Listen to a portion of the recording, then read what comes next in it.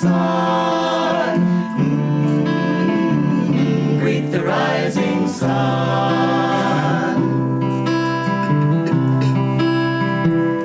Some people think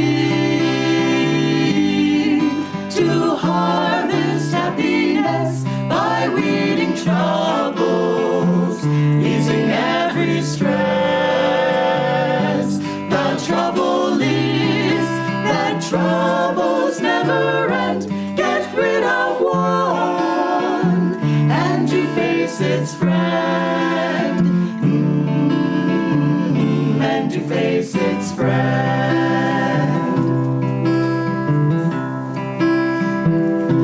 It's in your heart. The songs of joy resound. You'll hear but echoes in the world around. Wind on a hill sounds lonely if you're sad, free if you're free, cheerful if you're glad. Cheerful if you're glad. Friends, come with me. We'll chant of battles won, shots not of anger. Joy will be our gun. Before the light, the veils of sorrow rent. In inner freedom, all delusions end. All delusions end.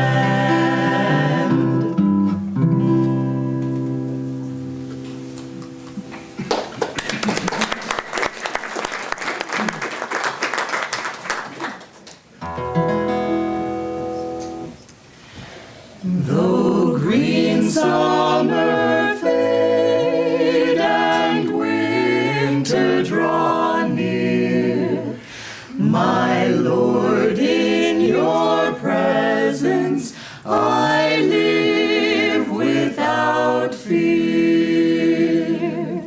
Through tempest, through snows, through turbulent tide, the touch of your hand is my strength and my guide.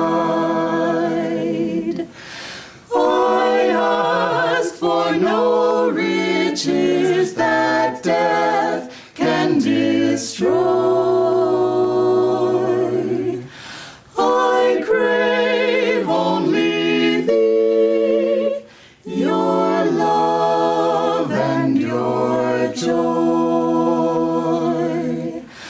I ask for no riches that death can destroy.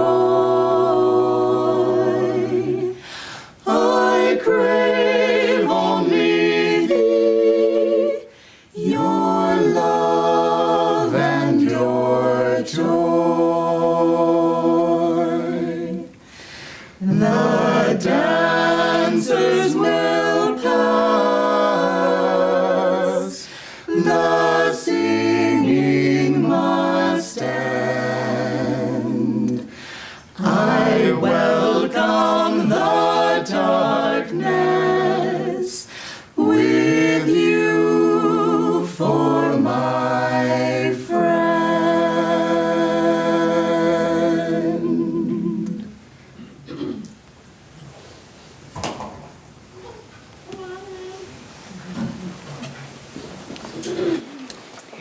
There's always that awkward moment after they sing where we don't know whether we're allowed to clap or not. Isn't that true?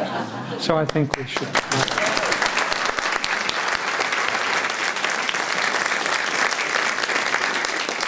I don't think appreciation will go to their heads at this point.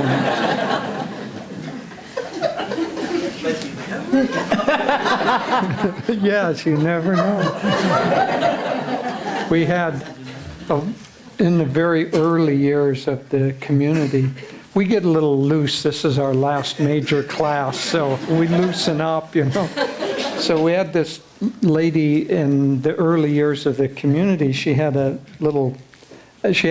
girl who was about 3 years old, and then they had another baby, and the older girl was a little bit jealous of this new baby getting all the attention.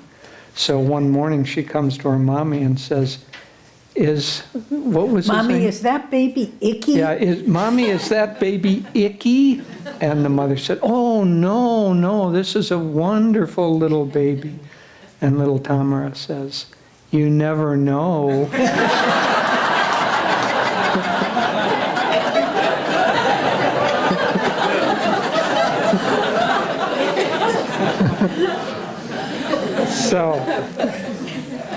So this morning we're going to talk about personal evolution and planetary evolution.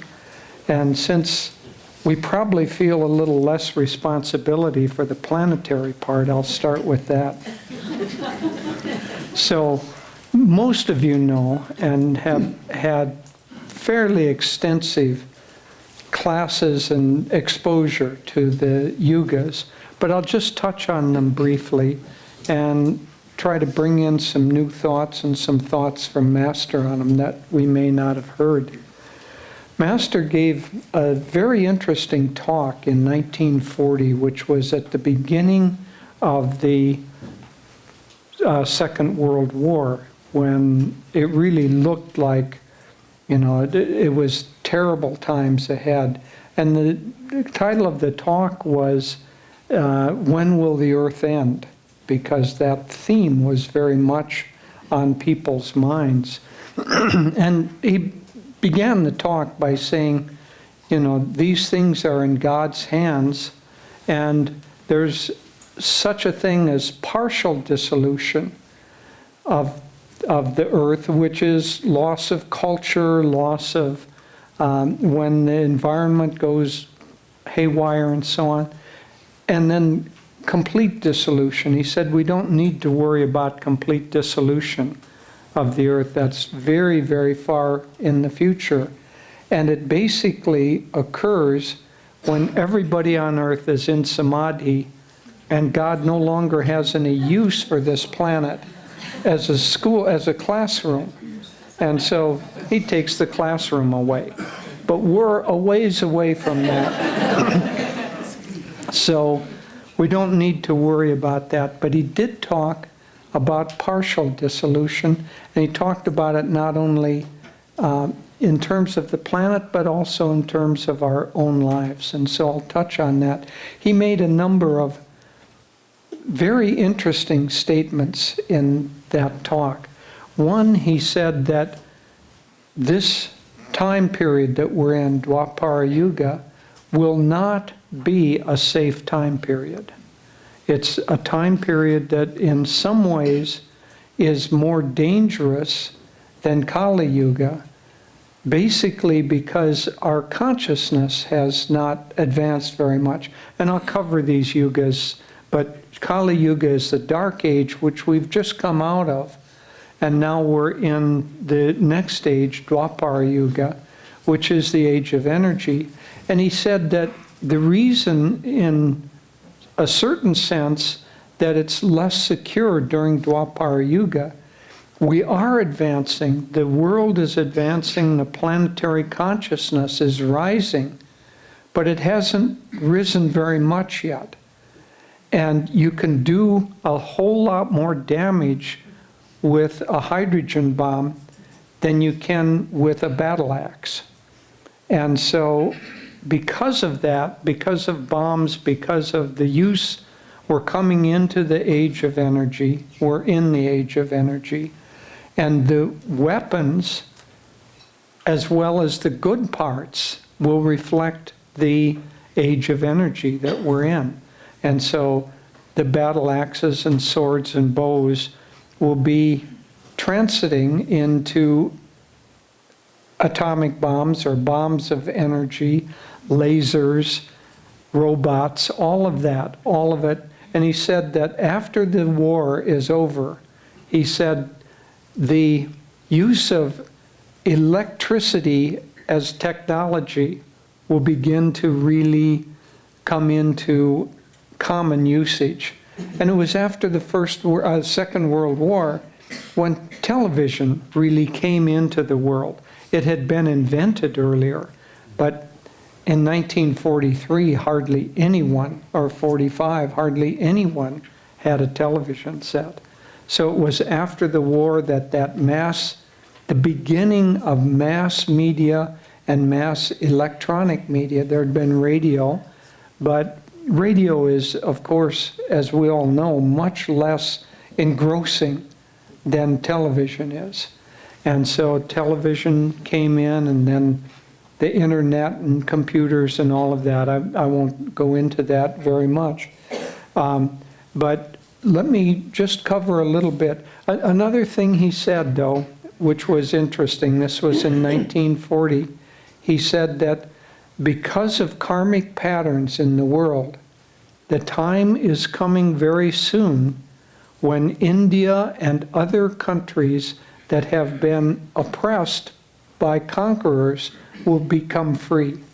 And it was in 1948 that India gained its freedom. So he was making these predictions that, looking back at that talk, which is, now, what is it, 75 years ago or 76 years ago, we can see that those predictions are all coming true.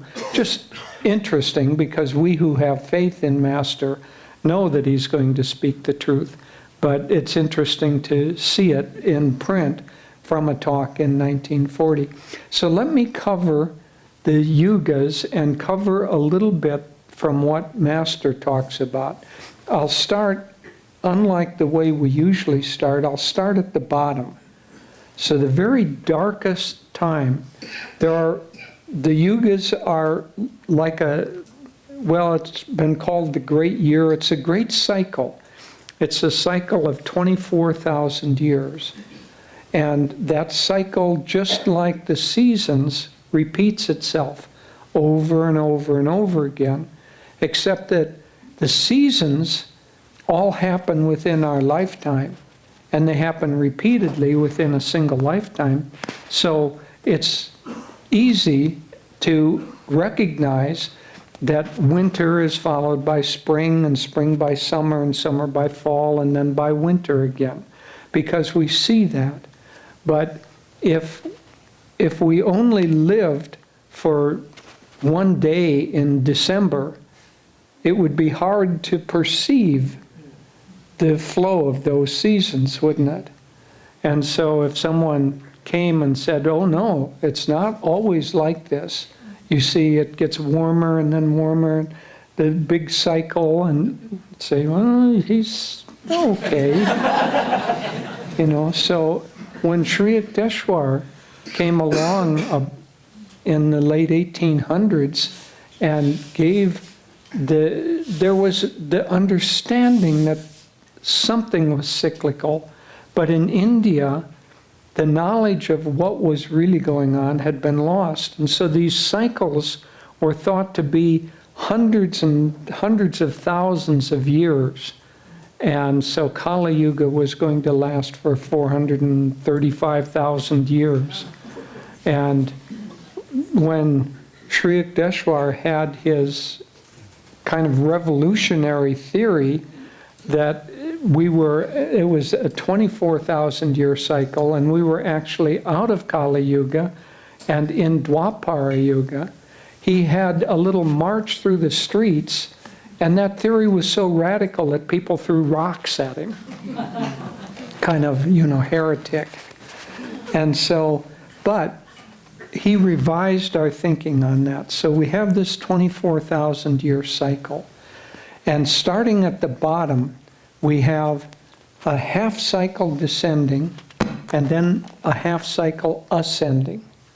And so starting at the bottom, which is about 500 AD, we have gone through the descending cycle of the lowest age of 4 ages, Kali Yuga. And so Kali Yuga lasts 1,200 years. So from 500, you go back to about 700 BC, and you have the descending cycle of Kali Yuga. Then you have an ascending cycle of Kali Yuga, again 1200 years. So you add 1200 to 500 and you get 1700. So the end of Kali Yuga was about 1700. And it was at that time that we saw a great explosion. You know, we had Galileo, who said that the earth was not the center of the solar system. The sun did not revolve around the earth. That the sun was the center of our solar system and the earth revolved around that. Well, that was radical enough so that he was declared a heretic by the Catholic Church, because the knowledge of these fundamental things that today we all accept as being obvious was not yet there. It was Kali Yuga. Now, I don't know whether this is true, but things are very fixed, very unchanging in Kali Yuga. I don't know whether this is true, but I read that for a period of about 600 years, the most important invention during Kali Yuga was the wheelbarrow, which allowed men to take a load off their back and put it in something that they could push. 600 years. Now, I don't know that they had trade shows in those days the way we do now, but things didn't change very much, because one of the absolute characteristics of Kali Yuga is things are very fixed. Everything is fixed, including religion is very fixed. Everything refers to form.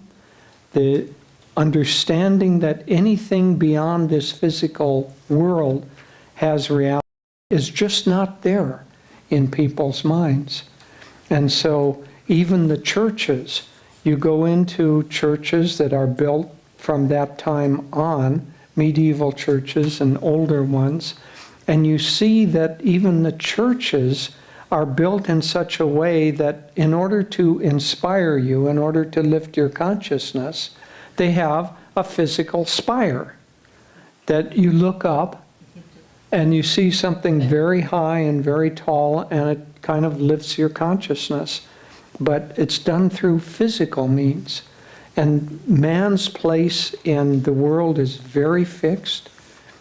Most people never moved farther, never traveled farther than 25 miles from the place that they were born. The occupations of people were very fixed. You were what your father was. So, you know, if your father was iron worker, a smithy, you were smith. You were the son of Smith, and you were a smith too, and so on. And the caste system in India, which had come from ancient times, had frozen into kind of occupational and rigid castes. Now, we're coming out of that, but we're not very far out of that. So, at any rate, coming up to about 1700 or so, the world began to shift rapidly.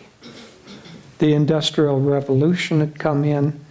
The early explorers, Columbus and some others, had begun to travel far enough so that they came back with news, worldwide news, that there was a whole world out there that we hadn't explored. So people's understanding spatially was expanding very rapidly. And one of the keynotes of what happens during Dwapara Yuga is that the delusion of space is going to disappear. But first you have to have a concept of space before it can disappear. And when space is only 25 miles, or you hear of somebody who has traveled, you know, all the way from Arabia, and they've come to see the king, you know, the concept of how big the world is still very small. So we've come out of that age where things are very fixed. One way that I like to think of it is that age is, the 4 ages are like the 4 stages of water. That age is like ice. And with ice, you can cut things into nice little blocks. You can move them apart. You can put them somewhere. They stay where you put them. You don't have to worry so much. People stay in their places. You don't have to worry about them so much. And if they don't stay in their places, then you hit them over the head with some solid object that makes them go back into their place. So you've got this very nice fixed world. We have moved out of that, and the keynote of the age that we're in, Dwapara Yuga, is the age of energy. And so there's a little bit of a transition time, there's a dawn at the beginning of a new age and a twilight at the end of it. So from 1700 to 1900 was a little bit of a twilight it was Dwapara Yuga, but kind of just coming into its being. 1900 was around the time, 1906, that Einstein gave the great theory of relativity, which showed that energy and matter were actually the same thing. They were interchangeable. E equals mc squared. Mass equals matter times the square of the speed of light. Isn't that interesting? But at any rate, during that beginning of what we can call Dwapara proper, 1900, which is just when Master incarnated, isn't it? Just a few years before that. So our line of masters are Dwapara Yuga masters. Our country was founded in 1776. We're a Dwapara Yuga country. And we don't have, like India and Europe and most of the rest of the world, this long tail of kind of baggage that we're dragging behind us. You know, in America, the oldest building we can look at is maybe from the 1600s.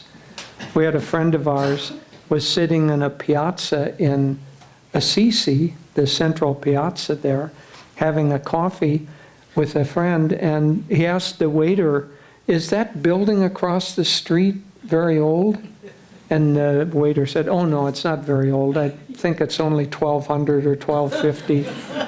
You know, so the different concept of time when you have a continuous culture. So America does not have a continuous culture, a continuous history that is present in our minds. And that frees us to be a Dwapara Yuga nation.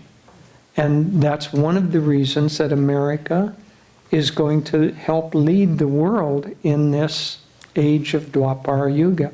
Master said that America and India combined, because America represents the efficiency, material efficiency at its height, and India represents spirituality, and those two will come together in this age of Dwapara Yuga. So let's fast forward at least into the age that we're at now. We see increasing use of electricity and electronics. We see increasing shrinking of the concept of space, especially if you have a cell phone. When that cell phone rings, you know, you can be anywhere in the world, and the cell phone rings, and you pull it out of your pocket. You don't know whether somebody is calling you from downstairs or from on the other side of the world. The phone just rings. So that 25-mile space has basically disappeared. It's almost meaningless in our current time. So space disappears. The interaction becomes increasingly through electronic means. But more importantly, those nice ice cubes that used to stay in their place, they're melting. And water does not stay in its place. It wants to cross borders. And so if you want to keep it in its place, you campaign that you're going to build an enormous fence and keep all those foreigners in their place on the other side, because things want to shift. And if you're fixed with your religion, then you become very, very fanatical, because your religion, the fuzzy edges, the hard edges of your religious beliefs are beginning to melt, and they're coming under attack. And so you're trying to freeze it. And if you look at the Taliban, one of the main things is that they want to keep women in their place. They don't want to educate the young girls, because they know if they do that, it's going to get fuzzy around the edges. They're supposed to have a certain role, and they're supposed to stay in that role. And will kill off anybody that doesn't believe that way. And so I don't want to drill down. I just want to set the stage that in the age that we're in, it is going to be very changeable and relatively insecure, because the old Kali Yuga ways have not yet completely disappeared. The old Kali Yuga thinking is still present. It's a minority now, but it's present. And yet it's being energized by the heightened energy of Dwapara Yuga. As Devi once famously said, it's like dinosaurs on steroids. So those old forms are very, very active in the world. And so we look and we think, oh my God, the world is just going to the dogs. It's deteriorating, it's terrible. When in fact, the opposite is true. You know, we look and we think, oh gosh, there's so much violence in the world. The actual likelihood of you dying, of a person on the planet dying as a percentage of the population, is way, way, way down from where it was in Kali Yuga. In Kali Yuga, somewhere between 10 and 15% of the people died through violence, through war, or whatever. Now it's down like 1% or 2%. But the media, remember space, when your world was only 25 miles around, somebody 30 miles away could die in a raid by the Vikings, and you wouldn't maybe even hear about it. Now somebody falls down a step and breaks their ankle in Florida, and it's all over the airwaves if that person is a musician or a movie star. You know, so the media has expanded our connection in such a way that we think that things are much, much worse than they are. You know, the mind has a little trick, a nasty trick. It remembers negative things 7 times more powerfully than positive things. So if you have a conversation with somebody and it's a beautiful conversation, you don't remember that. You can have 6 of those. And then you have one conversation where that friend says, I don't think that color looks very good on you. And all the other 6 are gone. All you remember is, why in the world should that person be criticizing the way I'm dressed? I mean, this is, you know, and so Master said that's why we don't remember our incarnations. Because we would remember all the negative things. We wouldn't remember the good parts. That's why God obscures it from us. And so at any rate, the point that I'm getting to here, which has become very obscure, is that things are getting better, but the tendency of the mind is to look only at the negative things. And that's exacerbated by the media, which professionally collects all the negative things in order to present to us. And so we get the impression that things are worse than they are, but they're actually getting better. And so things will continue to improve, but it will not be a safe time because the consciousness hasn't risen enough. Now I'll touch just very briefly on the next two ages. So electricity, energy, shrinking of space or expansion of space is the keynote of Dwapara Yuga, and the dissolution of forms. In Treta Yuga, the next yuga, Dwapara Yuga is 2,400 years, Kali Yuga is 12. Fortunately, the good ages last increasingly longer than the bad ones. Kali Yuga is 1,200, going up now.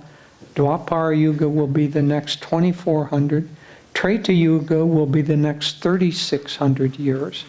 During Treta Yuga, the keynote is not electricity, it's mental power.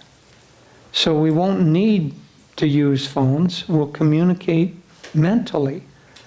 And Swami has written that he's quite convinced that the pyramids, which probably go back to Treta Yuga, were not built physically, not built, I hate to admit it, but I'm going to admit publicly that Devi and I once watched a movie called 10,000 BC. And even more disastrously, we watched it all the way through. But we did learn some very interesting scientific facts there. That the pyramids were built by woolly mammoths dragging those stones up ramps. And so I just pass that on for your enlightenment.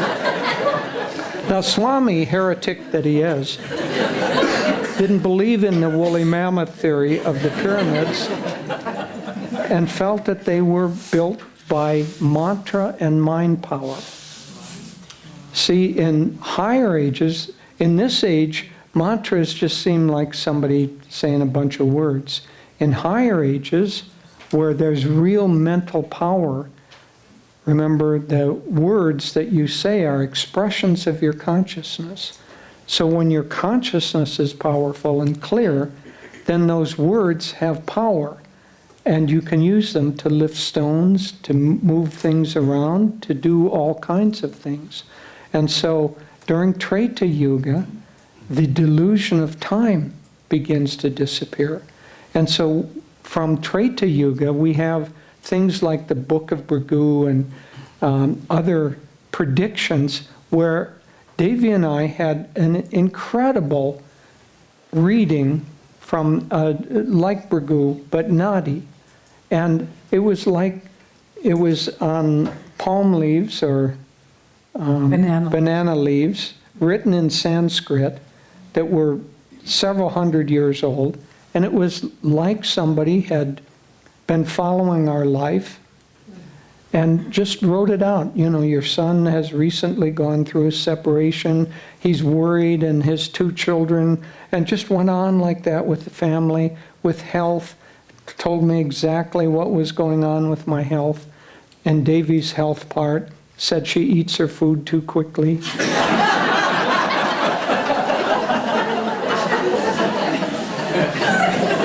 Now,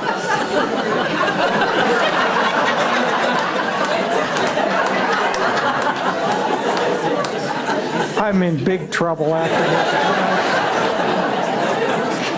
Wait till she speaks next. Yeah, right. Those eyes, you know.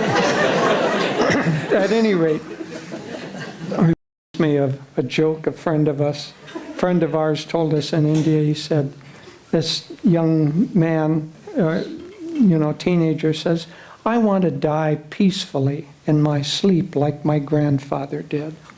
Not screaming in terror like the passengers in the car he was driving.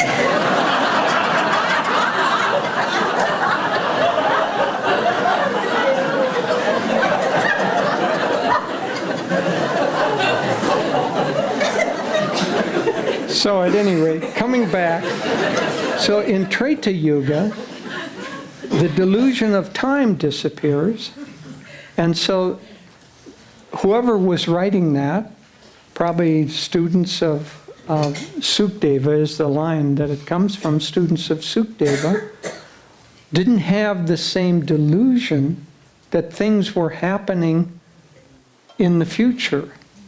Master said that time is like a movie reel, and we only think that it's linear because the frames go one at a time.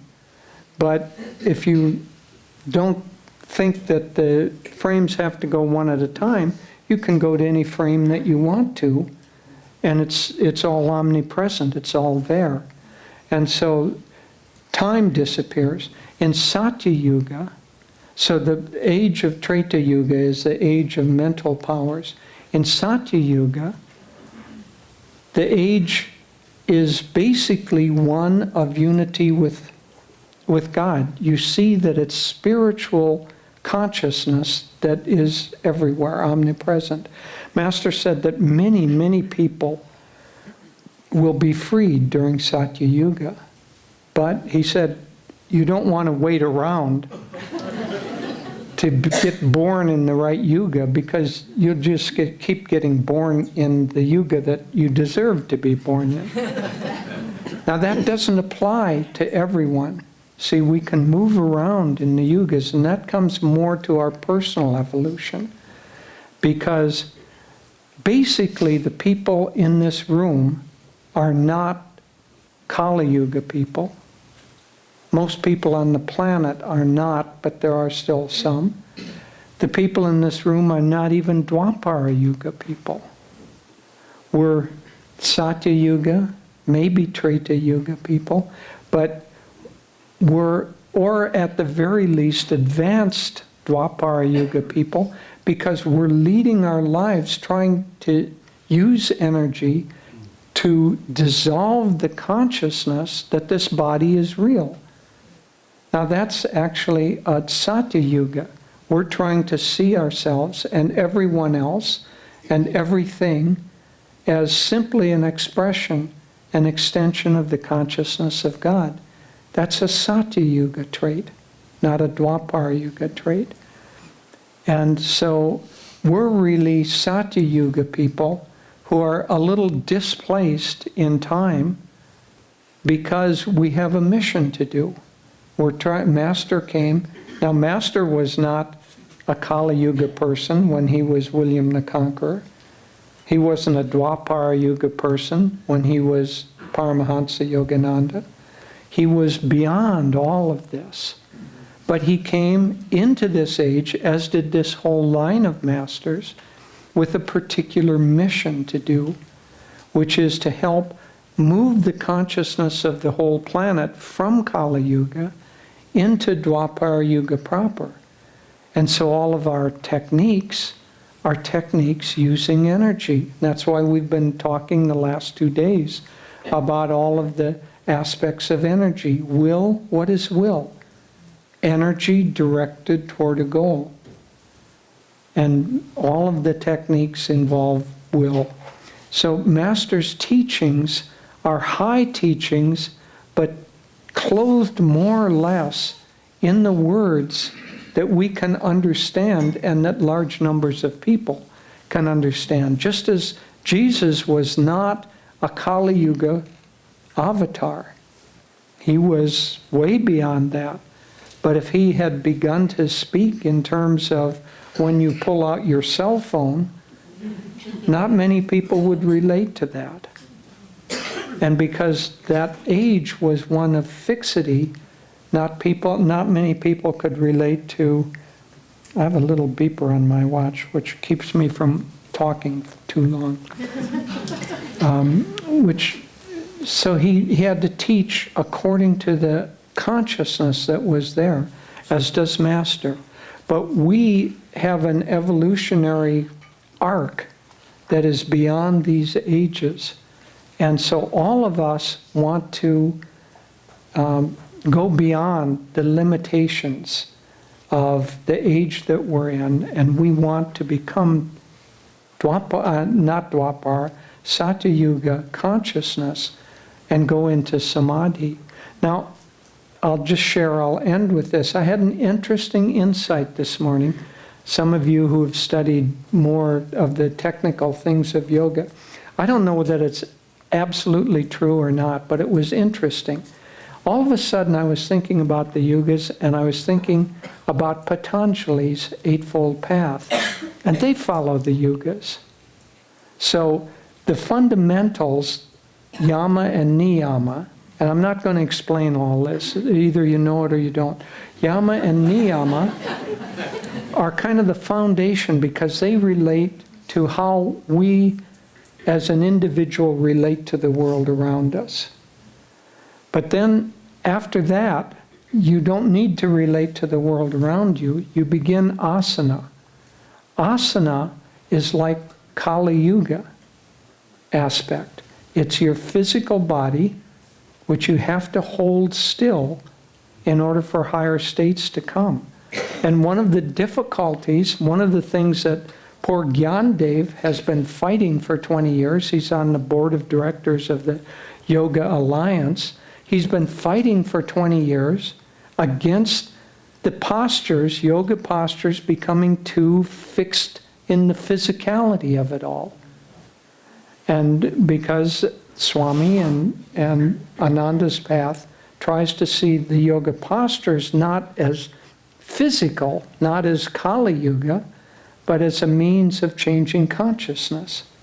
So then the next is, for Dwapara Yuga, what could be more appropriate than pranayama, the control of prana? That's the age that we're in. That's why our techniques are pranayama techniques.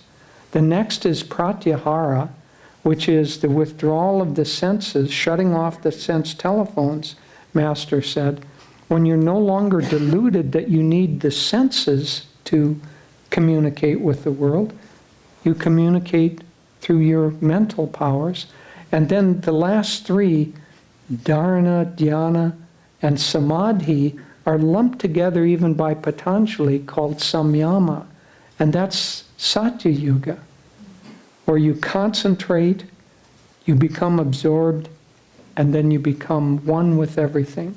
So I don't know whether it's valid, but it seems valid to me that this teaching, ancient teaching of Patanjali, also follows the same rhythm that the yugas follow, that our evolution follows, that it's all tied together. It's one God who has created everything. And you find, I'm always have fun finding reflections from one area in, the connections in another area. But it's basically all tied together and all one.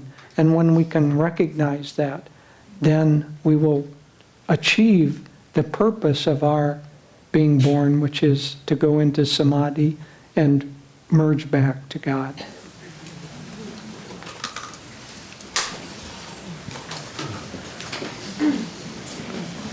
Rebuttal time. Yes.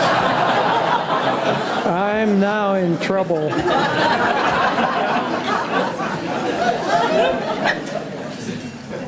Well, I always find it comforting that in the higher ages in Satya Yuga, that technology has fallen away. And we have a wonderful phone system at Ananda Village that is inclusive here. We call it Ananda Bell. And our wonderful friend and helper and Guru Bhai, Rick Morehouse, keeps it going against all odds.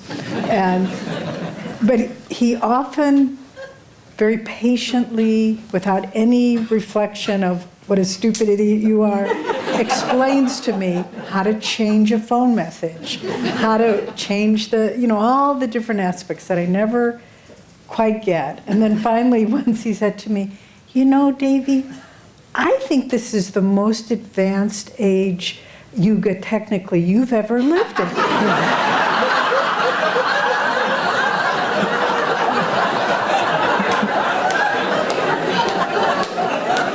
He didn't say whether it was Kali Yuga or Satya Yuga. I like to think it was Satya Yuga. So just to say, if you call us and the answering machine, the message on the answering machine says, "Hello, this is 2010. We're not home right now." I tried to change it, but I just couldn't. Actually, what you will hear is Rick's voice with the saying. Okay. So Jyotish was talking about the great cycles of the yugas. In Swami's great, great book, to my mind, the greatest of everything he's done, the essence of the Bhagavad Gita, he talks at length, expounds at length, based on Master's commentaries of the Gita, on the concept of the gunas, which is a reoccurring theme in the Bhagavad Gita. The gunas can be translated as qualities, those qualities which are manifested in various forms and expressions, and there are 3 of them, in every aspect of creation. So the 3 gunas, probably most of you know it, but we'll be talking about them, I'll touch lightly, in terms of personal and global evolution. So there's tamoguna, the dark quality, downward pulling, deadening, inertia. And there's rajaguna, the activating quality. And then sattva-guna, the elevating, upward propelling quality. And these 3 are always, Swami coined a remarkable phrase which one could actually meditate on for a long time. He called them the eternal wanderers, because they're always moving and changing and being reflected in different ways. And he said there are even whole galaxies that are predominantly one or the other. There are tamasic galaxies where they're brutish and wild animals are prevalent everywhere and cannibalism prevails and so forth. There are rajasic galaxies, and those are where very active, where the keynote is self-advancement and self-aggrandizement even, and self-importance. And Master says, unfortunately, the Milky Way in which we live is one such galaxy, predominantly Rajaguna. And then there are sattvic galaxies, where one might think of them as like gardens of Eden, where there is peace and harmony, easy communion with the astral world. But Swami goes on a little bit. He said, looking at the way Sri Yukteswar describes our position in the solar system from the galactic center, which determines the spiritual consciousness of the individual planets, Swamiji says, I believe that Earth is a Rajasic planet in a Rajasic galaxy in a Rajasic age. And here we are, triple blows there.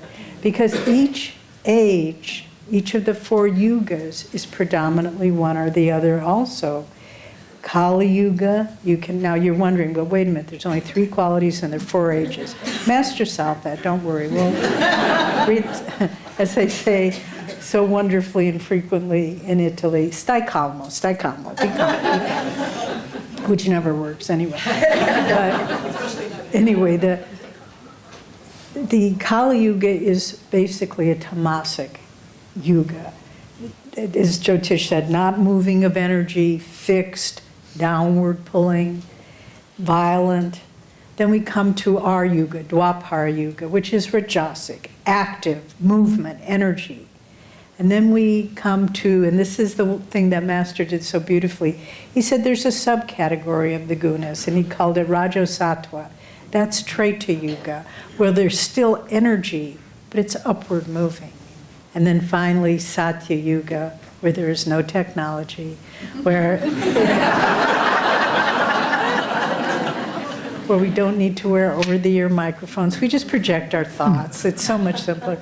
And that is where everyone easily slips into awareness of God consciousness. And someone asked Master, well, if all the people incarnated now, if they find God, will they have to come back again in Kali Yuga? He said, oh, or, depending on what cycle that it is when they're reborn. He said, oh no, they can be born on another planet, which is, again, a great comfort, that we don't need to be going through up and down. Our own spiritual development will move us to the right place at the right time. Okay, so these gunas are always at play, and they're at play in these great cosmic cycles. But here we are in the middle of, as we said, a Rajasic age and a Rajasic galaxy on a Rajasic planet. But we are also at a pivotal time. The shifting of the yugas, whether it's from Kali to Dwapara, Dwapara to Treta, is always a time of special moment, of special significance, because the energy is shifting there. Even coming down the other side of the cycle, even from coming down from Treta to Dwapara.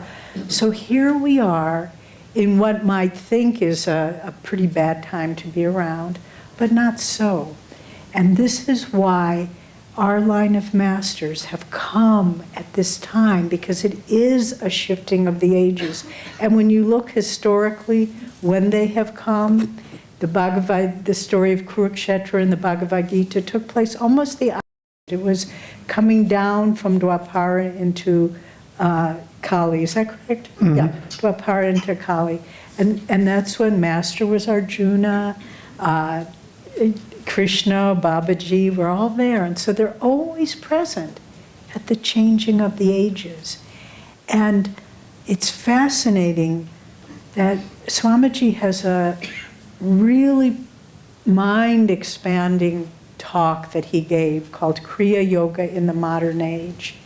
And he said that Babaji perceived that there were souls in the West, particularly in America, at this time, who are yearning for a technique to help them reinvigorate their religious, their spiritual life. Because at this time in history, science has become predominant. And religion is not thought of with the same elevated respect that it had been in the past. And so Babaji heard the yearning of Westerners for a technique of religion, the science of religion, which was Master's keynote talk when he came to America. That's why they came, to bring the science of religion that the Western world was yearning to balance materialistic science and practical spirituality, not just go to church, do this, do that, and you'll go to heaven. People didn't want that anymore. We wanted, let's stop putting it in the past and far away. We wanted a kind of approach to religion that would equal the power and clarity and predictable results that science was having. Now, there's a story that many of us know who have been around a long time at Ananda. Swami told it, Jyotish told it, true story. But we have a new generation. And so I'm going to initiate you into the mysteries of the turtle story. Some of you don't know it, but some of you do. But at the beginning of the century, this is a true story, just to show the grip, the change from fundamentalism, fundamental religion, when science was starting to break through and destroy kind of fixed beliefs. There was an astronomer, William James, the brother of the author, Henry James.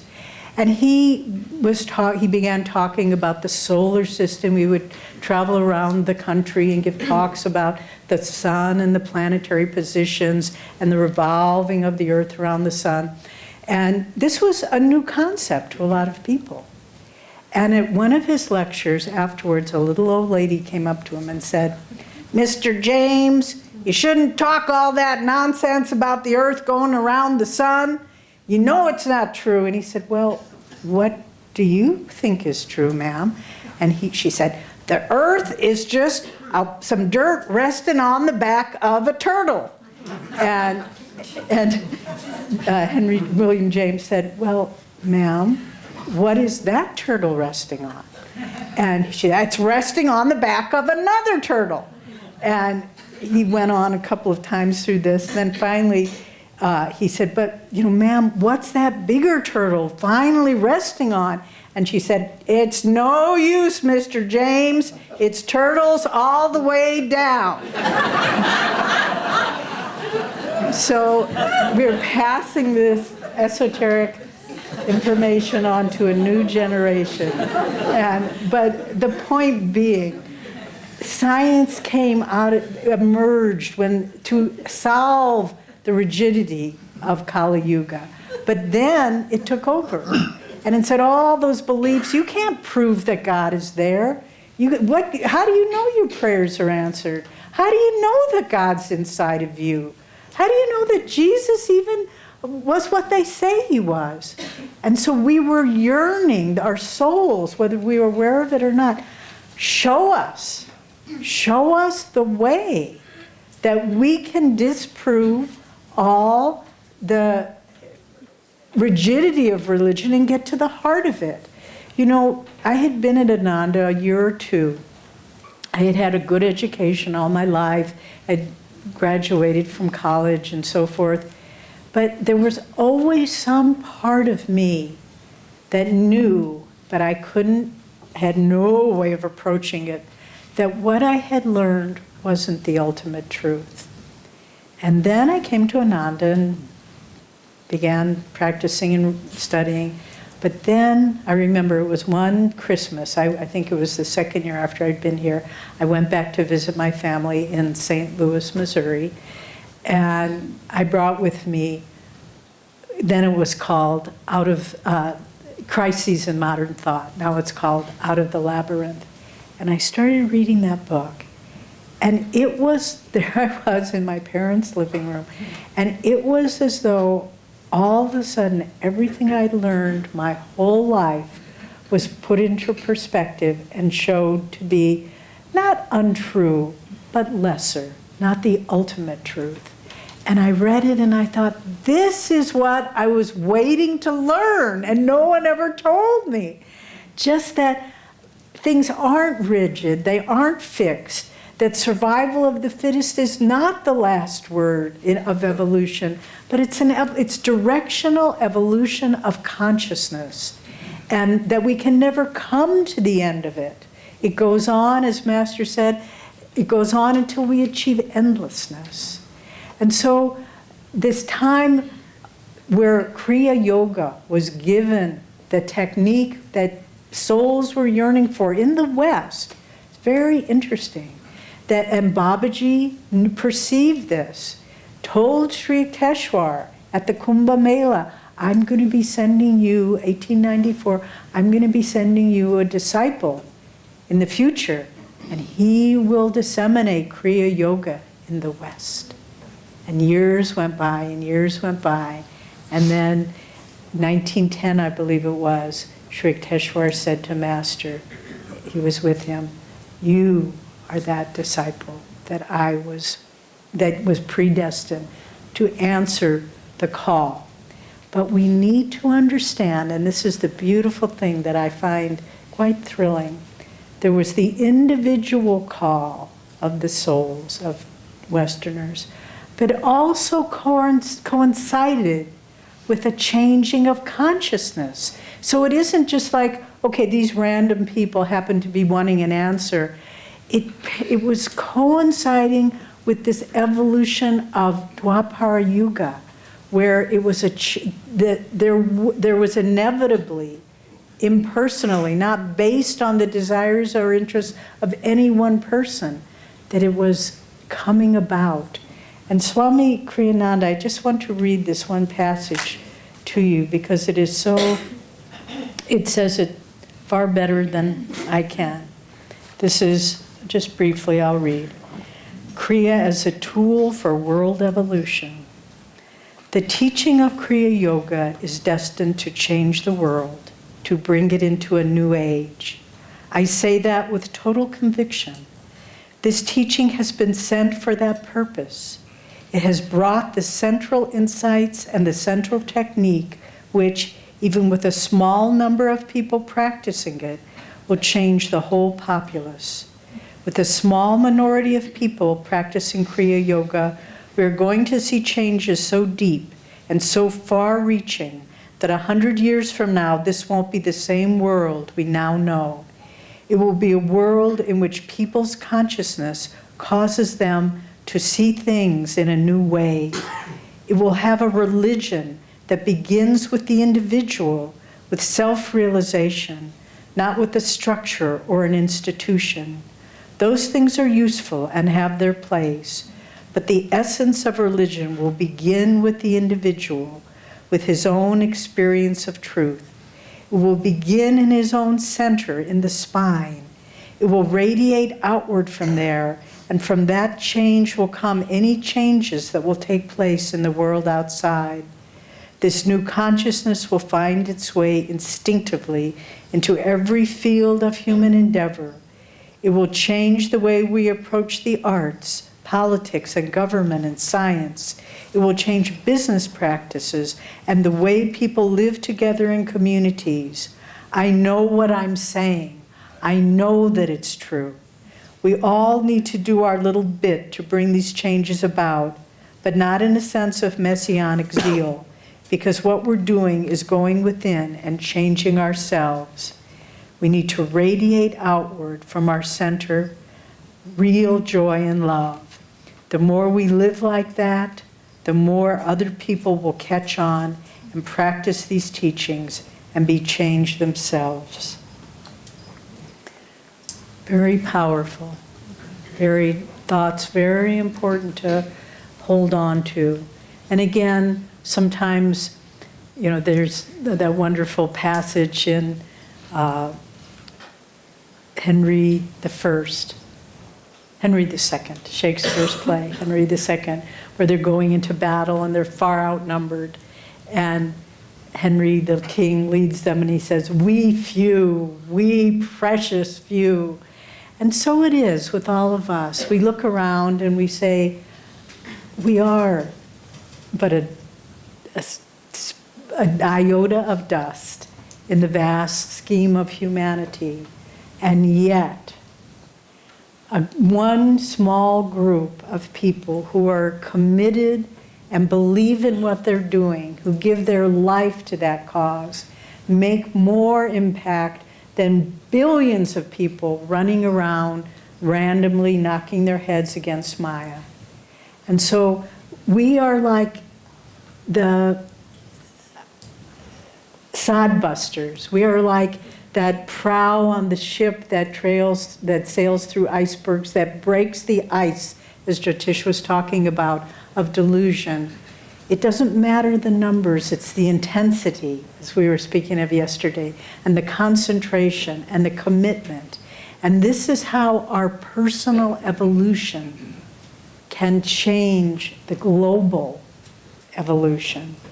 And it's a beautiful intersection that global evolution is going to happen anyway. But we have a choice now. When Master was a babe in arms, his mother, who was a disciple of Lahiri Mahashaya, took him to her guru's ashram to be blessed. But I love the quality of Indian women. There's such humility and such subtlety and self-effacingness. She just sat in the back of the room, not pushing herself forward, holding her son, Master. And Lahiri looked and called her forward and blessed Master and said, "Little mother, thy son will be a yogi. He will be a great engine who will bring many souls into the kingdom of God." Well, that great engine of Master's consciousness has come, and he has hooked behind him many cars, a train that he can fill with as many people who want to get on board as is possible. And we have a ticket on that train. Our good karma has given us a ticket. Our spiritual aspirations from the past have given us that ticket. But now we have the choice. Are we going to get on that train? Or is that train going to move on without us? Master said the time for knowing God has come. The time to get on the train has come. And we can say, oh, well, not quite yet. Not quite yet. I haven't put everything in my suitcase. I haven't gotten all the things yet that I need in this world. Or we can say, oh, but I have these projects I haven't finished yet, and they're so important. I can't get on that train yet that's going to the kingdom of heaven. Or we can say, oh, but my friends and my family, oh, what will they do without me? I can't get on the train yet. But there's that beautiful story. I think many people weep, I know I do when I hear it, of the devotee of a man who was so devoted to God that he would every day in his devotions would say, Lord, I will come at the very moment you call me. I live in this world, I have work to do, I have a home and a wife, but any moment that you call me, I will come. And he prayed this every day. And time went by, and his wife was due to have a child. And the child was born. But tragically, in that moment, the wife passed away in childbirth. And he picked up that little baby, and his heart was just filled with compassion and desire to protect that child, and not knowing how to go forward. And at that moment, God called him, said, now you must come to me. And the devotee said, Lord, I will come, but I have a human heart. Give me reassurance that this little child who has no one in the world to care for him, that this little child will be cared for. And the Lord said, put the child in a blanket and put it in a little basket and leave it there along the side of this road and stand behind a tree and see what happens. And the man did it as God commanded him. And then as he waited there, he heard the sound in the distance of many horses approaching.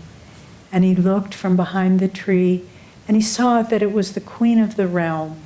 And that there she was in her palanquin with her entourage all around her. And the little baby started crying. And the queen raised her hands to stop. And she motioned to one of her attendants, bring me that basket. And she looked and saw the little baby. She said, look at this beautiful child, all abandoned. I will take this child and raise it as my own. And the man said, Lord, now you have satisfied my heart.